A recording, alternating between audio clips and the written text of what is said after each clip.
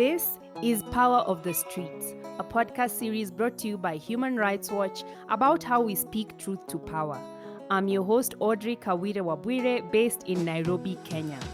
In the series, we've been speaking to some of the people driving Africa's Me Too movement. But we're not done yet. In this episode, we're taking the conversation to Ethiopia.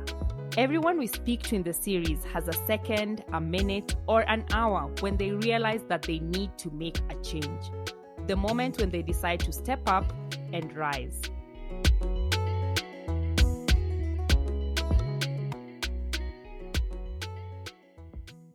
I think growing up, I've been really conscious about things that surround me. Like I've been politically very conscious.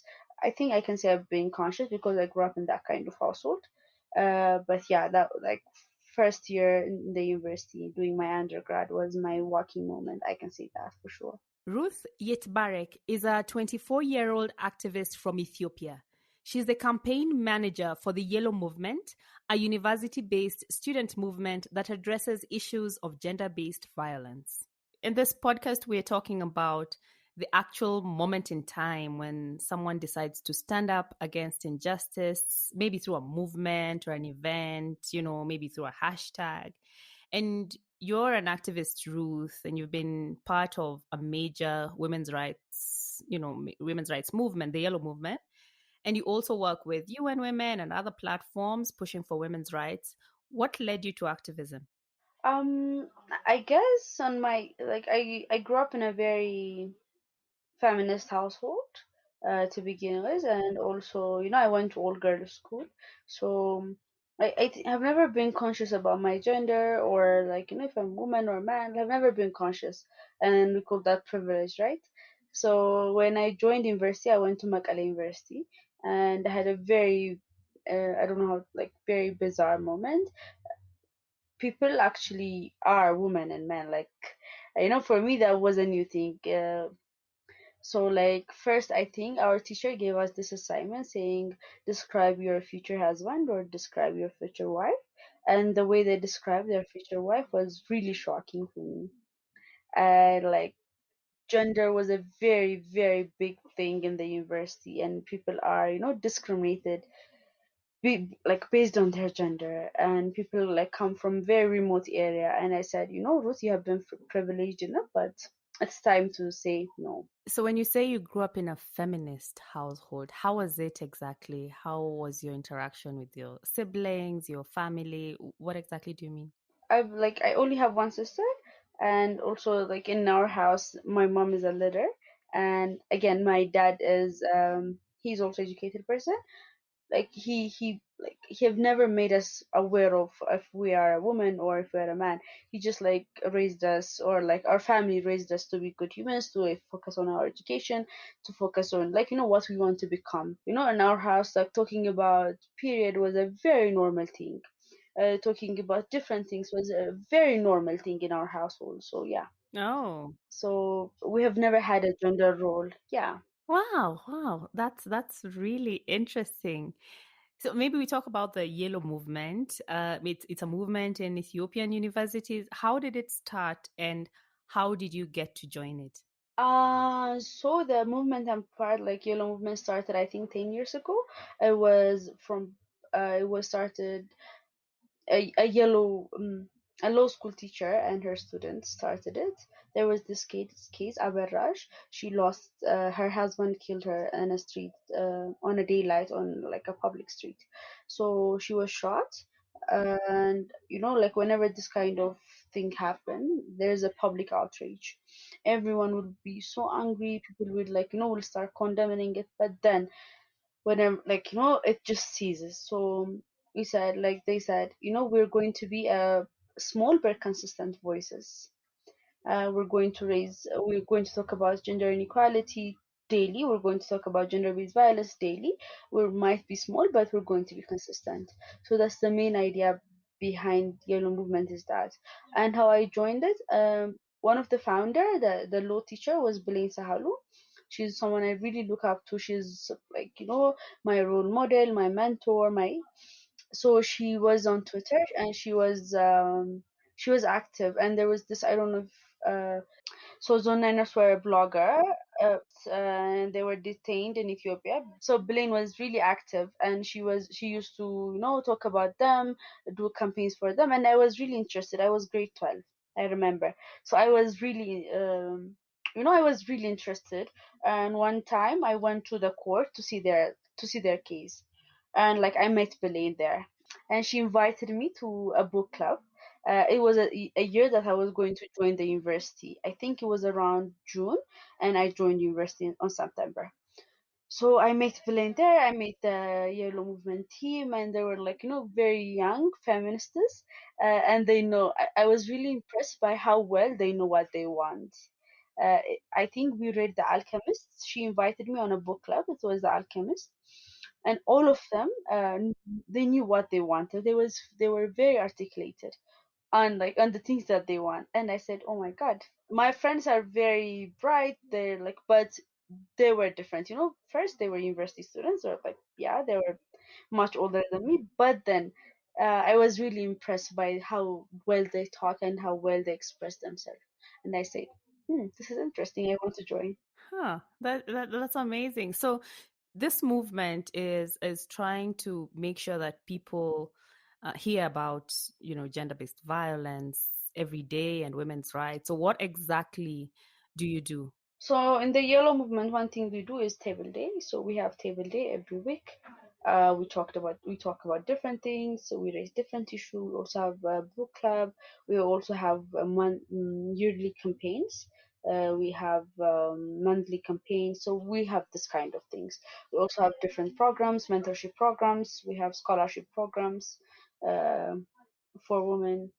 So those programs seem, super interesting, and they're really going in the right direction. What impact has the movement had to date, and where do you think it's going? I think one of the impact that we is whenever something happens, people say, "Where are the yellow movements?" And I like, I think our name is bigger than us. I've always said that. Oh, really? Uh, yeah, it's bigger than us. How so? People forget that it's a like student movement. It's like they forget that's a student movement. They think that it's led by all these big older professionals who all yellow movement members are volunteers. We are under the Addis Ababa University and under from the Mekelle University, and they're volunteers, they're students. Most of them are students, and as we finish the school, we are mentors.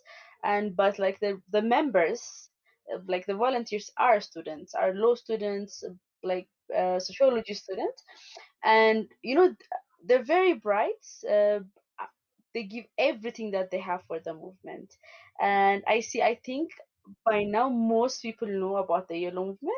If they're like if they're conscious, if they know what's going on around Addis and other parts of Ethiopia, they know about the yellow movement. And I think for example, our scholarship program have made a very huge impact. One of the things that we did was know your rights. We made sure that everyone that joined the university knows about the code of conduct, and we revised the code of conduct, Addis Ababa University Code of Conduct. We have yearly activisms. So these are like one of the things that we made really huge impacts on. I read a story on violence against women a while back. This article on BuzzFeed, I think a year ago, which was talking about the Surviving R. Kelly documentary. So R. Kelly, the musician, and he was abusing black girls in the US for many, many years. And the article was discussing how this documentary and the discussions around it was integral to the Me Too discussions among Ethiopian communities, both at home and in the diaspora.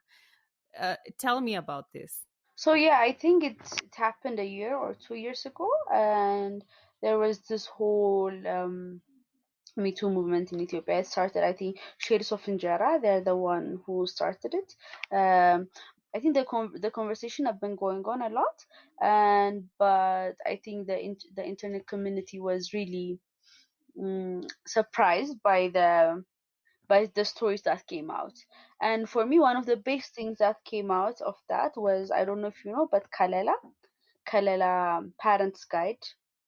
to protect their kids from gender-based violence. So is this is it government led or is it a group? What? No, it's just a individual initiative.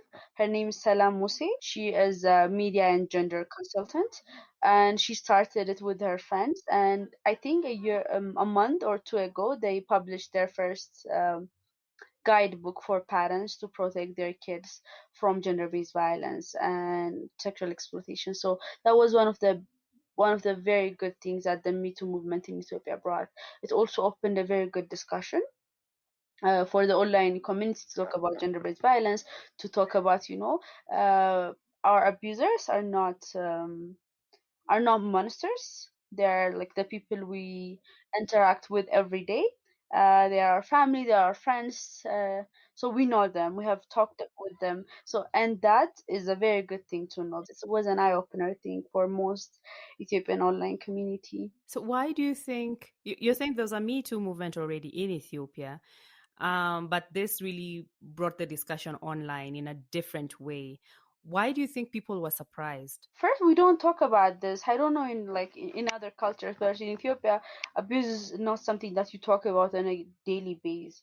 Either you get shamed by it but you don't talk about it. And when you talk about it, people take it as, why are you always crying? It happens to everyone. Most of the abusers are someone like, people that we call family friends and uncles. So I think people were really surprised by that, and I think the stories that came out were really overwhelming. They were really heartbreaking. Yeah, yeah, I remember reading those stories, and it was heartbreaking and shocking at the same time. So, speaking about the pandemic we're going through right now, it's really restricting us a lot and changing the way we are living. But as you said, there's also, a conflict going on, and we don't know what will happen, especially in many regions in your country. Um, we know that during conflict and when there's a disease outbreak, women are usually uniquely affected because we experience a whole other layer of violence. Are there any patterns of violence that you're witnessing in these times? And how are you as activists organizing around this violence? Yeah. The conflict that's going on was really personal because I went to school in Mekelle University in Tigray region, and it was personal for me, and my families were there. So not something very personal, and there was also information, internet shut down, so we didn't know what was going on. But it's expected whenever there's a war, there's going to be a rape. It's just like it's never going to be separated. um yeah, so it's really heartbreaking. There are lots of stories that are coming out.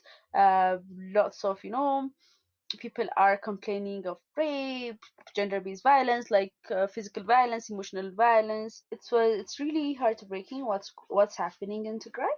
Um, Lots of stories are coming out. People are still they don't have access to bank.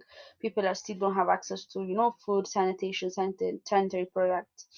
So like most Tigray activists are organizing. I don't know if you've seen reports from UNHCR, WFP, but women are facing lots of challenge in this area. So I think Tigray activists are organizing and calling out this. Activists in Ethiopia and around, like women activists, are calling out this, and they're also organizing in collecting stuff, sanitary products to go to the affected region. But one of the main problem is most roads are closed, so there's no way things things can go through that. Humanitarian aid can't go. So yeah, that's happening, and Tigray activists, particularly Tigray activists, are calling this out, are asking the government, asking different women officials to to talk about this, to condemn this, also to do something about it. Even Many young Africans are now using the internet as a tool to organize and to spread the message and just push the movement forward. But we're seeing many governments now shut down the internet whenever they feel like, really. So how do these shutdowns affect the work of human rights, the work of activists? it really affects us. There was no internet for the like for a month in Tigray, so like people don't have source of information. They don't know what's going on. The government can do whatever it wants because there's no one watching, so there's no one calling things out. So it's like they do this intentionally. Whenever they close the internet, like it's because they have something to hide. So yeah, it really affects human rights work. It really affects activist work. Yeah, I mean, like it makes you even frustrated. Like so many times you might say there are lots of, again, disinformation, misinformation coming out of Facebook or so in the internet. But again, it's really important to organize. It's really important as a source of information. It's also really important to let the world know what's happening, to push the government, to ask the government on why are they doing the things they're doing. Yeah, and as we're talking about information and how, it really informs human rights work and pushes the movement forward, I know one of the things you care about a lot is data, statistics of reporting when it comes to gender-based violence. And this conversation is usually driven by people when they choose to speak up. Now, mainly when they feel safe to, but there's still a disadvantage of official data. Because if I speak up, for example, I can give my example in Kenya, sexual harassment, talking about that, you'll get lots of blowback online, offline. Like, it's not, you don't get lots of support. You get a lot of blowback. But you're doing a lot of work around official data of gender-based violence. Why do you think this is really important? Um, like one of the things that we really have to focus on as a movement in Ethiopia, or also as a movement in Africa, is informed advocacy and data-based like advocacy. Uh, when we can do that, I think we can really, really influence policymakers. We can influence, the government. We can influence real conversation. But people should know what's happening out there. People should know that we're just not talking just because we're angry, just because we hate men. We're talking about things because they're happening out there, and we're losing so many lives where because of the things that are happening out there. So I think one of the things that we really have to focus on is data and that database advocacy. Mm-hmm, mm-hmm. I know you monitor the media a lot, and you've written about how the media shapes narratives on gender equality, violence against women. You made a presentation about this in 2019. Tell me about this discussion. What led you to do this? One of my friend pushed me to do this because media in Ethiopia is really sexist. To put it in a simple word, it's sexist in two ways. One, the way it narrates, women are only women experts are only called whenever there's a woman issue. That is, whenever there's gender-based violence issue, whenever it is. But like there are women economists, there are women politicians working on different things, and gender is not something, it's not something alienated. It's very vivid, and so many policies, so many activities, so many conversations, political conversations. So, but it's whenever there's an inflation, it's the guy with the suit that's called to do a presentation about it, to talk about it. And whenever there's a gender-based violence, it's the woman that's called. And we have to call this out. Unless otherwise we see things on a different lanes, on a feminist lanes, we can never bring true change. One is that the second is the way women portray in Ethiopian media is that the typical stereotypical woman, the one that cleans, the one that cooks, the one that take cares of the family. But yeah, that's it. That's the only way the media, the music portrays it, the movies, the ads, that's the way they portray it. And on the other hand, whenever there's a gender-based violence case, whenever it's not, the media doesn't give it enough attention. This is very heavy work that you're doing in a conservative society.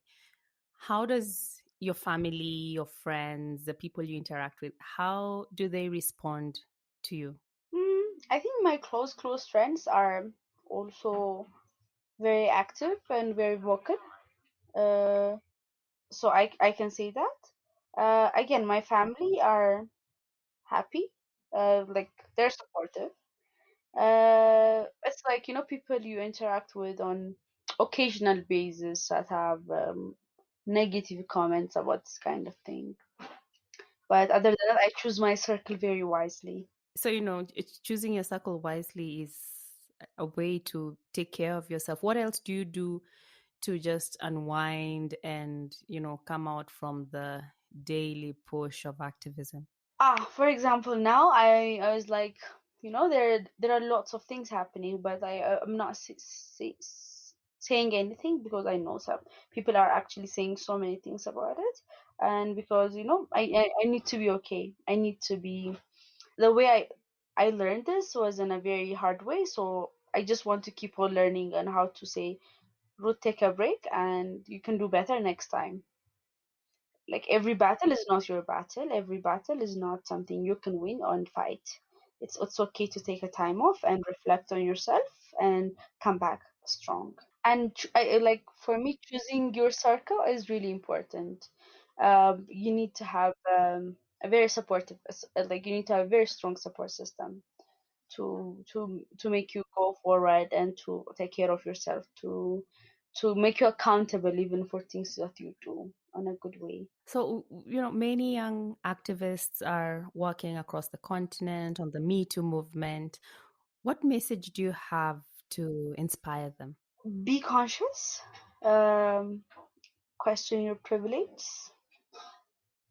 um, forgive yourself. Why did you say question your privilege?